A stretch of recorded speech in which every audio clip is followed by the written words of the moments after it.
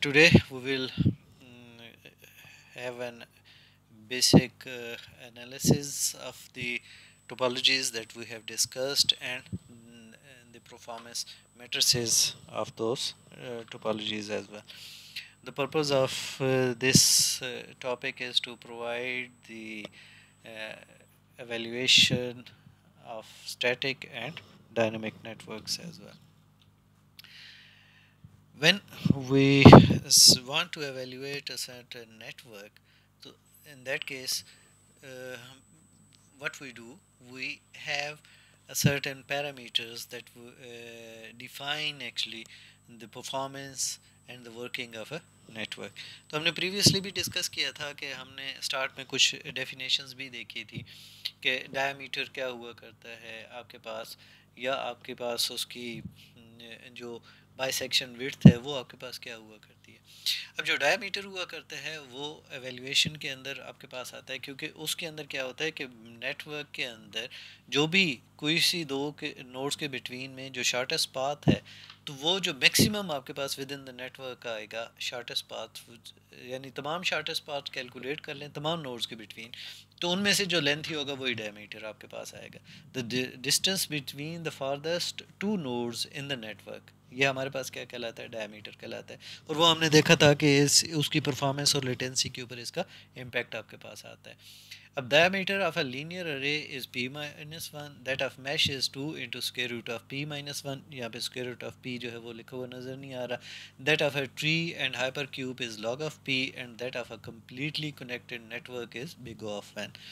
Similarly जब आप bisection of a width bisection width की बात करते हैं, तो ये क्या हुआ करती है, the minimum number of wires you must cut to divide the network into two equal parts, कि जब आप एक नेटवर्क को दो बराबर हिस्सों में डिवाइड करने के लिए जो मिनिमम कट लगाते हैं, उस नंबर ऑफ वायर्स को कट करते हैं, तो वो हमारे पास क्या कहलाएगा, बाइसेक्शन विड्थ आपके पास कहलाएगा. ठीक है, तो आपके लिए the bisection width of an linear array and tree is 1. ठीक है, and that of a mesh is square root of p, that of hypercube is p by 2, and that of completely connected network is p square by 4. ठीक है, हमारे पास जो cast है वो हमारे पास क्या आती है, वो डिपेंड कर रही होती है, कास्ट भी एक पैरामीटर आपके पास हुआ करता है, तो उसमें आपके पास है नंबर ऑफ लिंक्स और स्विचेस. ठीक है, अब इनमें से जो भी आपके पास whichever is asymptotically higher, ठीक है, is a meaningful measure of the cost. ये बेसिकली उसको जो है डोमिनेट कर रहा होता है, लेकिन जो बाकी फैक्टर्स हुआ करते हैं उनको भी. However a number of other factors such as the ability to lay out the network, the length of the wires etcetera also factor into the cost, यानी वो बाकी चीज़ें भी कास्ट के ऊपर कर रही होती हैं, लेकिन बेसिकली डोमिनेट जो है वो आपके पास जो भी एसिम्प्टोटिकली हायर वैल्यू आपके पास हुआ करती है वो वाली आपके कर रही होती है. अब यहाँ पे अगर आप देखें तो जो स्टैटिक नेटवर्क्स है उनकी परफॉर्मेंस को अगर हम देखें, तो उस सूरत में आपके पास क्या होगा कि डायमीटर है, बाइसेक्शन विड्थ है आपके पास, आर्क कनेक्टिविटी आपके पास आ गई. अब आर्क कनेक्टिविटी की बात करते हैं, the arc connectivity of a network is the minimum number of edges required that need to be removed to disconnect the network. ठीक है, अब यहाँ पे जो स्टैटिक टोपोलॉजीज आपके पास हुआ करती हैं उनके अंदर जो है हाई आर्क कनेक्टिविटी आपके पास हुआ करती है. इट मीन्स के आपके पास जो फॉल्ट टॉलरेंस है वो आपके पास ज़्यादा हुआ करता है. ठीक है, तो, अब ये जो चीज़ें आपके पास हैं, अब ये चार आपके पास क्या थे, फैक्टर्स थे, diameter, bisection width, arc connectivity and cost है आपके पास, जो नंबर ऑफ लिंक्स आपके पास आता है. अब उसमें अगर आप देखें तो आपके लिए क्या है, स्टार टोपोलॉजी आपके पास है, उसमें डायमीटर आपके लिए क्या होगा, 2 आपके पास आ जाता है, बाइसेक्शन विड्थ आपके पास 1 हुआ करती है, आपकी आर्क कनेक्टिविटी 1 आ जाती है. ठीक है, और जो कास्ट आपके पास आ जाती है वो p माइनस वन आपके पास आ जाता है, ठीक है। क्योंकि जो नंबर ऑफ़ पी आपके पास अगर नोड्स हैं तो उतने ही आपके पास उसके लिए क्या आ जाएंगे, कनेक्शन आपके पास आ जाएंगे। लीनियर अरे के अंदर जो डायमीटर हुआ करता है वो पी माइनस वन हुआ करता है, जैसे क्योंकि जो स्टार्ट और एंड वाली नोड का जो डिस्टेंस है वो पी माइनस वन है, तो वही उसके लिए क्या आ जाएगा, डायमीटर आ जाएगा। जो बाइसेक्शन विड्थ है वो वन है, क्योंकि सिंपल है, हाफ में डिवाइड कर देना है, ठीक है। जो आर कनेक्टिविटी है वो भी आपके पास वन है, कि एक वायर रिमूव कर दें तो उसको किस करने के लिए, डिवाइड करने के लिए नेटवर्क के लिए, ठीक है। अब आपके पास जो कास्ट है वो आपके पास क्या आ जाएगी, पी माइनस वन है, ठीक है।